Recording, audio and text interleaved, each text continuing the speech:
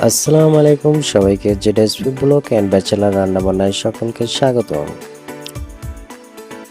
ঝটপট এবং ঘরোয়া উপায়ে মজাদার রেসিপি পেতে চ্যানেলটিকে সাবস্ক্রাইব করে রাখুন।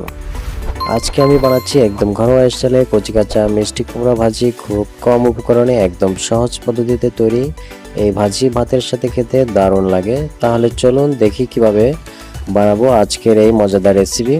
তার আগে ছোট্ট একটা ইন্ট্রো।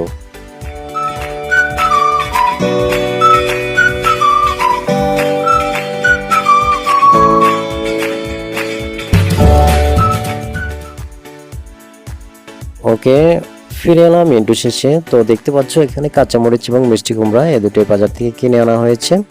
এখানে 10 টাকার কাঁচামরিচ এবং দুটো কুমড়ো 40 টাকা নিয়েছে, 60 টাকা কেজি কুমড়ো।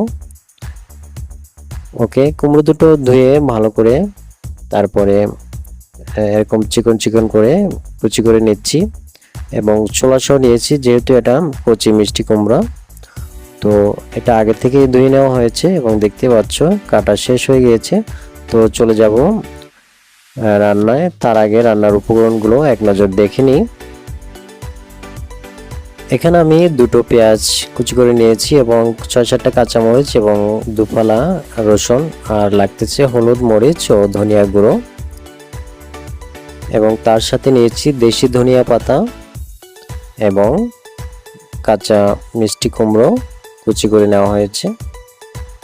তো চলে যাব রান্নার প্রসেসিংয়ে। তার আগে সকলকে আবারও অনুরোধ, সবাই চ্যানেলটিকে সাবস্ক্রাইব করো এবং ফেসবুক থেকে দেখে থাকলে অবশ্যই ফলো দিয়ে রাখো। ওকে, প্রথমে একটা কড়াই বসিয়ে নিয়েছি এবং তাতে রেগুলার সয়াবিন তেল দিয়ে দিয়েছি এবং এর সাথে বাকি উপকরণগুলো দিয়ে দিব, যেগুলো আগে থেকে পেঁয়াজ কুচি, মরিচ কুচি এবং রসুন কুচি কেটে রেখেছিলাম, সবগুলো একসাথে দিয়ে দিব। এবং তার সাথে বাকি উপকরণগুলো দিয়ে দেব। 2 চামচ হলুদ দিয়ে দিলাম এবং দিয়ে দিচ্ছি 1 চামচ ধনিয়া গুঁড়ো এবং এর সাথে অ্যাড করা হচ্ছে স্বাদ মতো লবণ। লবণটা আগে থেকেই দেওয়া হচ্ছে, কেননা একবারে ভাজি করা হবে। তো এর সাথে আরো একটু মরিচ অ্যাড করে দিচ্ছি, তোমরা চাইলে এটাকে স্কিপ করতে পারো। আমি একটু ঝাল বেশি খাওয়ার জন্য মরিচটা অ্যাড করা হয়েছে। গুঁড়ো মরিচ অল্প পরিমাণে দেওয়া হয়েছে এবং এর সাথে পানি অ্যাড করে নিচ্ছি এবং পানি অ্যাড করে হালকা মিক্স করে আমরা 1 মিনিট এটাকে কষে নিব। তো ফিরে আসছি 1 মিনিট পরে।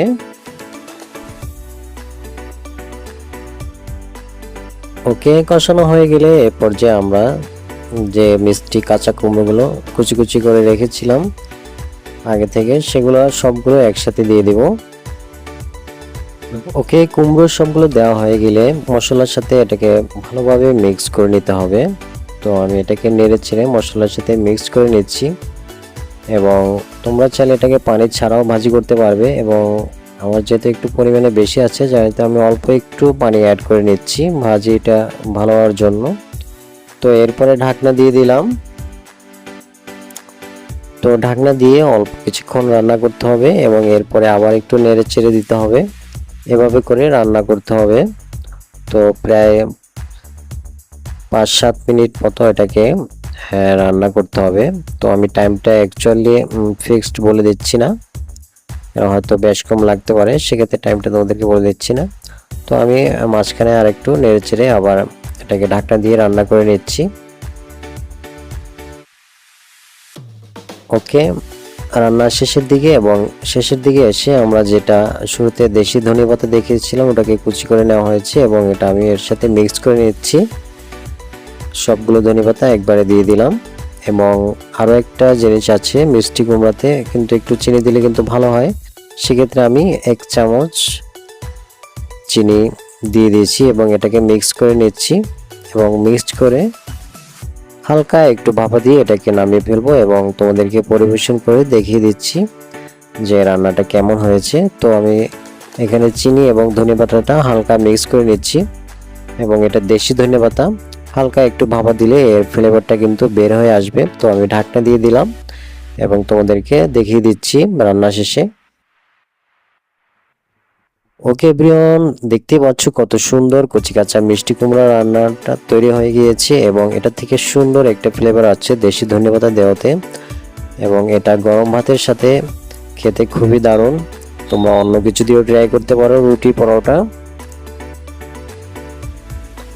ওকে, এই ছিল আজকের কচি কাঁচা মিষ্টি কুমড়া ভাজি রেসিপিটা ভালো লাগলে একটা লাইক দিন, নিচে কমেন্ট করে জানান কেমন লেগেছে। আর নতুন নতুন রেসিপি পেতে অবশ্যই চ্যানেলটিকে সাবস্ক্রাইব করে পাশে থাকা বেল আইকনটি অন করে রাখুন। ধন্যবাদ সবাইকে, ভালো থাকুন, সুস্থ থাকুন, হ্যাভ এ নাইস ডে, আল্লাহ হাফেজ।